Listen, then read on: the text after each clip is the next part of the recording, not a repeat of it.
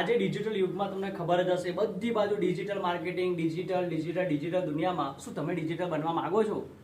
હા, જરૂર બનવા માંગતા છો, પણ એના પહેલા આપણે બેઝિક ઓફ કોમ્પ્યુટર શીખવું પડશે. આજે તમારા માટે લઈને આવ્યા છે શિવ કોમ્પ્યુટરના માધ્યમથી.